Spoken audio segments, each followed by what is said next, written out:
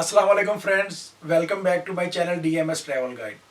उम्मीद है कि आप सब खैरियत से होंगे।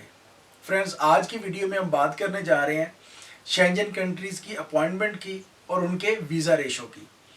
तो इसमें हम डिफरेंट कंट्रीज़ के बारे में बात करेंगे कि कौन सी कंट्री की अपॉइंटमेंट अवेलेबल है, किस कंट्री की अपॉइंटमेंट अवेलेबल नहीं है और किसकी वीज़ा रेशो अच्छी है या कौन सी कंट्री अभी ज़्यादा वीज़ाज इशू नहीं कर रही। तो सबसे पहले हम बात करेंगे जर्मनी की।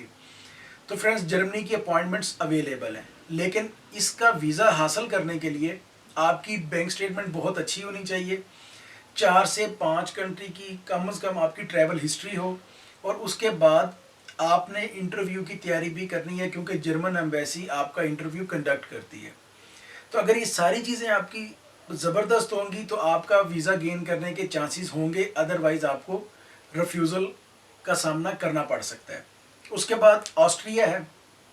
अगर हम ऑस्ट्रिया की बात करें, ऑस्ट्रिया की अपॉइंटमेंट्स भी अवेलेबल हैं, लेकिन ऑस्ट्रिया की एम्बेसी भी पाकिस्तानियों को वीज़ा इशू करने में थोड़ा वो सख्त उनका, यानी कि आप कह सकते हैं कि बहुत ज़्यादा वीज़ाज इशू नहीं करते।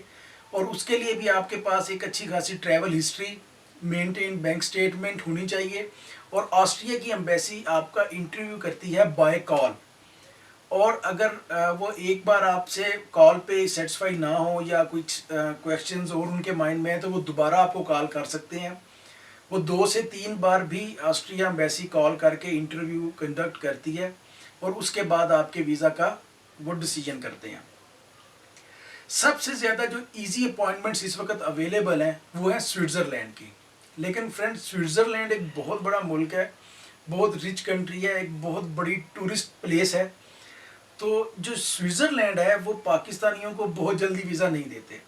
और जो स्विट्ज़रलैंड जो सबसे बड़ा रिफ्यूज़ल लगाते हैं वो यही लगाते हैं कि वो सेटिस्फाई नहीं है कि आप अपना ट्रिप कंप्लीट करके वापस पाकिस्तान आएंगे या नहीं आएंगे। स्विट्ज़रलैंड के लिए आपकी बहुत स्ट्रॉन्ग, बहुत अच्छी ट्रैवल हिस्ट्री हो, बहुत अच्छी आपकी टाइज़ होनी चाहिए, यानी बैंक स्टेटमेंट तो अच्छी हो ही हो, उसके बाद आपकी टाइज़ जो आपकी कंट्री के साथ हैं, मतलब आपकी प्रॉपर्टी वगैरह, ये सब चीज़ें बहुत स्ट्रॉन्ग होनी चाहिए। तो उस सूरत में एम्बेसी आपको वीज़ा इशू करती है, अदरवाइज़ स्विट्ज़रलैंड एम्बेसी भी वीज़ा इशू नहीं करती।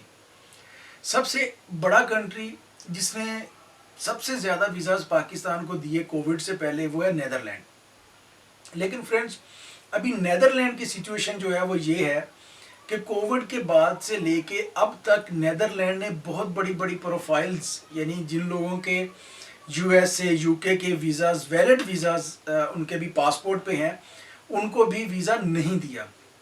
नेदरलैंड ने उन्हीं लोगों को वीज़ाज इशू किए हैं जिनके कोविड से पहले नेदरलैंड के वीज़ाज लगे हुए थे।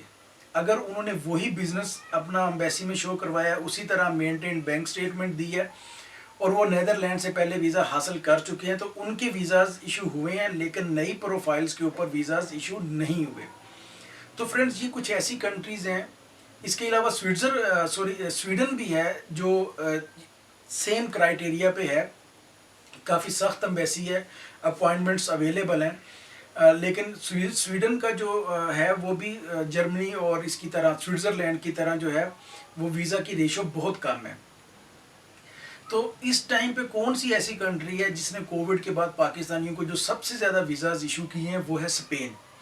लेकिन स्पेन की एम्बेसी में एक तो रश बहुत ज़्यादा है, उसकी अपॉइंटमेंट लेना बहुत मुश्किल है, और फिर उसके बाद जो स्पेन एम्बेसी है वो थोड़ा सा टाइम भी ज़्यादा ले रही है वीज़ा को प्रोसेस करने में, क्योंकि रश की वजह से जो एम्बेसी का एक स्टैंडर्ड टाइम होता है कि 21 डेज़ में जो पासपोर्ट आ जाएगा, तकरीबन 2 से 3 हफ्तों का टाइम होता है, वो अब तकरीबन 35 से 40 दिन तक चला गया है।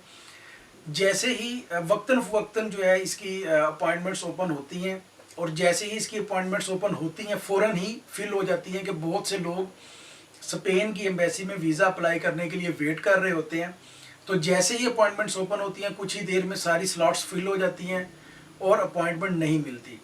इस टाइम कोविड के बाद से लेके अब तक की अगर हम बात करें तो जिस एम्बेसी ने पाकिस्तानियों को सबसे अच्छे वीज़ाज दिए हैं वो स्पेन है। सबसे ज़्यादा वीज़ाज जो हैं वो स्पेन ने पाकिस्तान को इशू किए हैं। तो फ्रेंड्स, बात करने का मकसद ये है कि जो कंट्रीज़ जिनका भी हमने जिक्र किया है, जैसे जर्मनी, ऑस्ट्रिया, स्विट्ज़रलैंड, स्वीडन और नीदरलैंड के बारे में, ऐसा बिल्कुल नहीं है कि ये बिल्कुल ही वीज़ा नहीं देते। ये वीज़ा ग्रांट करते हैं, लेकिन इसके लिए आपको बहुत स्ट्रगल करनी पड़ती है। आपकी फ़ाइल का बहुत ज़्यादा स्ट्रॉन्ग होना ज़रूरी होता है, आपकी अच्छी ट्रैवल हिस्ट्री हो, अच्छी बैंक स्टेटमेंट हो, बहुत ज़्यादा एक्स्ट्रा ऑर्डिनरी हो, तो आप वीज़ा ले सकते हैं। लेकिन एवरेज जो फाइल है, एवरेज जो आपकी डॉक्यूमेंटेशन है, उसके ऊपर इन कंट्रीज से वीज़ा लेना बहुत मुश्किल है। और ये जो मैं वीज़ा रेशो के बारे में आपसे बात कर रहा हूँ, ये टूरिस्ट वीज़ा के बारे में है। ये स्टडी वीज़ा या वर्क परमिट या स्पाउस वीज़ा के बारे में बिल्कुल नहीं है। ये टूरिस्ट वीज़ा के बारे में है। अगर आप टूरिस्ट वीज़ा के लिए अप्लाई करना चाहते हैं तो अपॉइंटमेंट्स का थोड़ा सा इशू है, थोड़ा सा वेट करके अपॉइंटमेंट लें इसकी, स्पेन की, और स्पेन का वीज़ा अप्लाई करें। स्पेन की जो वीज़ा रेशियो है कोविड के बाद से वो अब तक सबसे बेहतर है। तो फ्रेंड्स, ये है आज की वीडियो। उम्मीद है कि आपको पसंद आई होगी। आपसे रिक्वेस्ट है कि हमारे चैनल को सब्सक्राइब करें। अपना बहुत सा ख्याल रखें। अगली वीडियो तक के लिए अल्लाह हाफिज़।